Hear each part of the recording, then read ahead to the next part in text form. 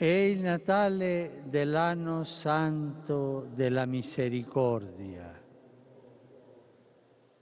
Perciò auguro a tutti di poter accogliere nella propria vita. To je Božič v svetem letu usmiljenja, zato voščim vsem, da bi mogli sprejeti v svoje življenje Božje usmiljenje, ki nam ga je podaril Jezus Kristus, da bi bili usmiljeni s svojimi brati.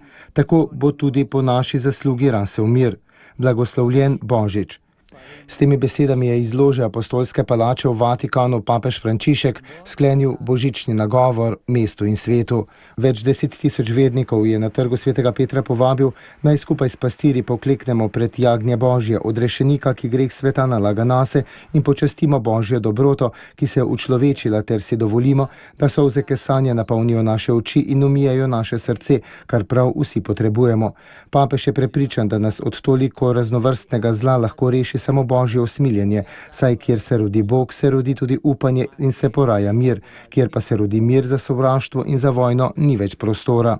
Nato je sveti oče nanizal številne kraje, ki še posebej hrepenijo po miru. Spomnil je na položaj Izraelcev in Palestincev, na Sirijo in Libijo, na Irak, Jemen in podsaharsko Afriko. Mir in slogo želi tudi prebivalcem Demokratične republike Kongo, Burundiju in Južnega Sudana, kakor tudi vsem Ukrajincem. Spomnil je na mnoge, ki so jih prizadele nečloveške teroristične akcije, zlasti pri nedavnih pomorih pod egiptovskim, bejrutskim, pariškim, bamaškim in tunizijskim nebom. Dodal je še, da dete Jezus daje tolažbo in moč našim številnim bratom in sestram, ki jih na toliko koncih sveta preganjajo zaradi vere.